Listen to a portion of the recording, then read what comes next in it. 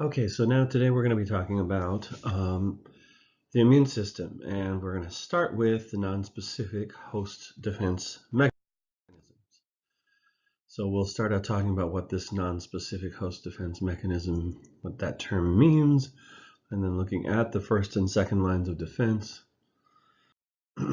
So host defense mechanisms, anything your body does to protect itself from invading pathogens. And typically we look at this as there's a couple of lines of defenses that are nonspecific, and then the third line of defense, which is the true immune response, is very specific.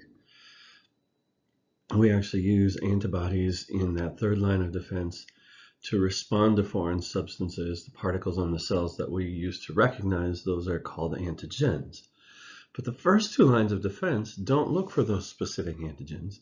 They just look to see if something is not right, something doesn't belong to you. So the first line of defense is very, very non-specific. It's stuff like skin and mucous membranes, sweat and tears and saliva. These just are there to prevent stuff from getting in at all. Our second line of defense only gets used if the first line of defense wasn't strong enough. And then the third line of defense is the very specific part that we'll actually talk about in the next slideshow. So again, in host defense mechanisms, you've got non-specific host defense mechanisms, which are the beginnings, and the specific ones, which are the third line of defense. So non-specific host defenses. These are the mechanisms that are general. They serve to protect the body against pretty much everything. You are born with this. So it is sometimes referred to as the innate immune response. We don't know why or how all of these things work, but we do know that they do, and most of them we can at least trace a process that happens. So non-specific host mechanisms include the physical barriers, the chemical barriers to invasion, microbial antagonism. So your normal flora is actually part of this non-specific immune defense, immune response. Fever, inflammation, and phagocytes are all part of this. So the skin and mucous membranes. These are, almost all of them are stratified squamous epithelium. Almost all of them have secretions that are going to make it hard for an invading pathogen to attach and get its way in. And as long as your skin or your mucous membranes are intact, it's actually hard to get past them. Now, in addition to this, the skin and the mucous membranes release chemicals, sweat, saliva, gastric enzymes and digestive enzymes, vaginal secretions. These are all things, tears, that have enzymes and chemicals in them that will damage or destroy foreign cells that are trying to get in there. So these are all part of that first line of defense. The indigenous microbes prevent colonization of a new arrival. That's microbial antagonism. And because they can't actually colonize, because they're losing the competition for nutrients and for sites and all of this, that normal flora actually prevents infection. Transferrin, this is a glycoprotein that gets released in response to bacterial infections, and it binds to iron and prevents the pathogens from getting the iron they need to survive, mainly to make their enzymes work. Fever is stimulated by a number of chemicals in your body. The most prominent one is called interleukin-1, and this basically is an elevated temperature. Remember, everybody has a temperature. You only have a fever if you are sick. The fever being an elevated temperature, and we raise our body temperature because the pathogens that are trying to attack you like your body temperature the way it is normally, whereas the So if you raise the temperature a little bit, it makes the enzymes of the bacteria of the virus less effective. On the flip side, the leukocytes and the white blood cells that are part of your specific immune system actually work better at a slightly higher temperature. Interferons are small proteins that are released when a virus tries to infect a cell, and basically what they do is they prevent viruses from multiplying, and they prevent viruses from finding other cells to attach to. There are 3 different types: alpha, beta, gamma. They're produced by different types of cells. And there are also these 3 types are introduced by different stimuli. So viruses will stimulate one set, tumors another, bacteria or foreign cells a third. Interferons are not virus specific, but they are species specific. So humans secrete one type of interferon, whereas dogs will secrete another type. And interferons can also cause nonspecific flu-like symptoms: elevated temperature, a little bit of nausea, increased mucus secretion. Second line of defense here is also the complement system. There's about 30 different proteins floating around in your blood plasma at all time, and they work hand in hand with the immune system. By themselves, each of these proteins does almost nothing, but complement interact with each other in a stepwise manner. We call it the complement cascade, and this happens at the stimulation of the immune system. So the complement system will help destroy a whole lot of pathogens. One of the coolest things they do is form a plug that pops holes in cell membranes. And another one is this process called opsonization, where basically this complement attaches to these foreign proteins and attract antibodies to the thing they've just attached to, and the antibodies will then mark those cells for destruction, and macrophages will come and eat them up. Acute phase proteins, these are proteins that rapidly increase the response to infection. C-reactive protein is the one most of you will have heard of. Cytokines are chemical mediators released from many different types of cells, and they basically help cells talk to each other so that the immune system can actually coordinate its behavior, its activity with other parts of your body.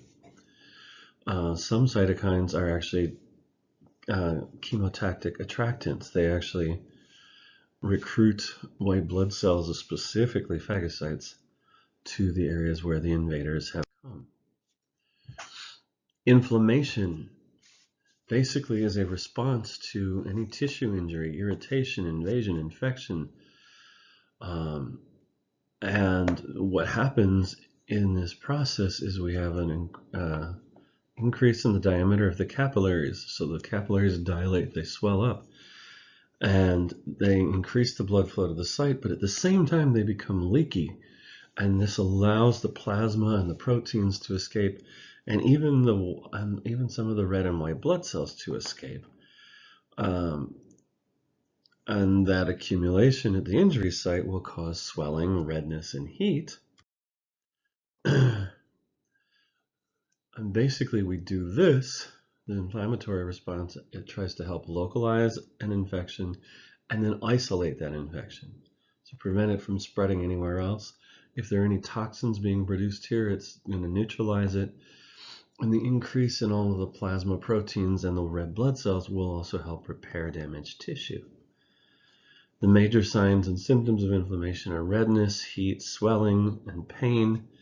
And when we talk about the edema here, we are talking about non-pitting edema. It will be swollen. There is also a 5th potential sign of this, and that is sometimes referred to as loss of function.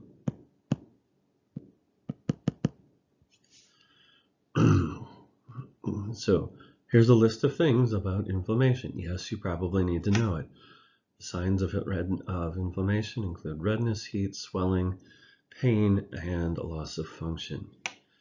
Plasma that escapes from the capillaries into the site causes this edema, this swelling. So the fluid accumulating there increases the size, and it's also warmer because it's coming from the blood. So this is what causes that redness and that heat and that swelling. And here's just a list of the things it does. It localizes infections, prevents the spread of pathogens, destroys and detoxifies pathogens, and helps to repair the tissue. So again, tissue injury is followed by vasodilation, increased capillary permeability. White blood cells will now migrate to the area in response to chemotactic chemicals, and then eventually phagocytosis. The macrophages, the neutrophils, will come and eat stuff up. And here you can actually see this step by step. The tissue is injured right here.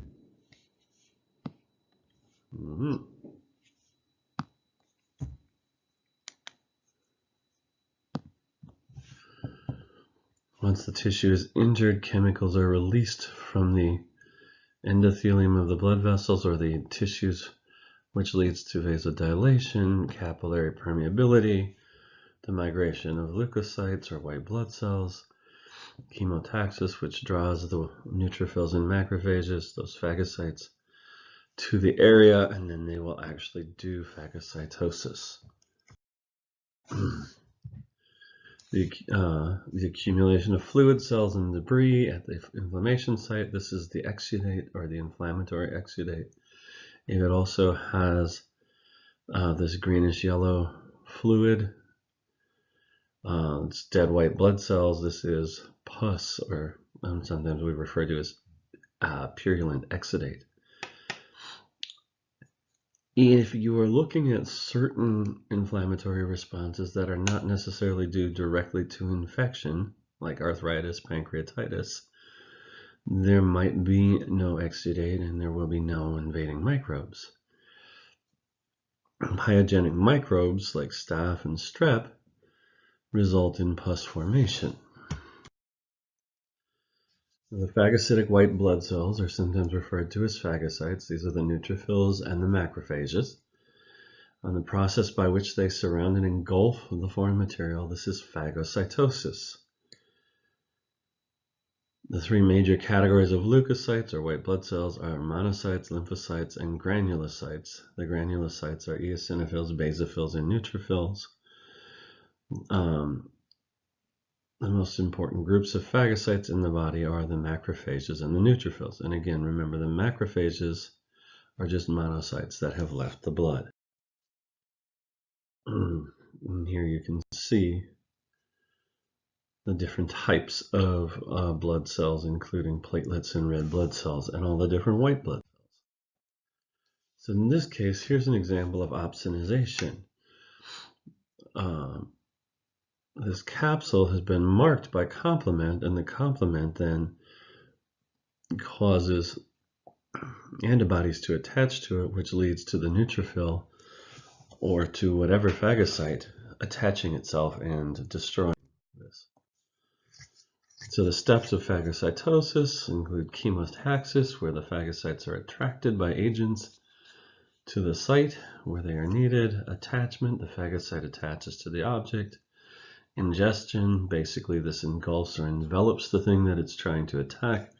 And then digestion, the enzymes inside of the cell found in the lysosomes will basically destroy the cell that has been phagocytosed. And there you can see the steps. And then the lysosome coming up and attaching it. And then this is kind of a fun little picture, rat leukocytes, which are actually phagocytosing Giardia trophozoites. So here is the leukocyte, here is the Giardia, and the Giardia is being engulfed and eaten up. And then this is a scanning electron microscope of the same thing. The G is the Giardia and the L is the leukocyte.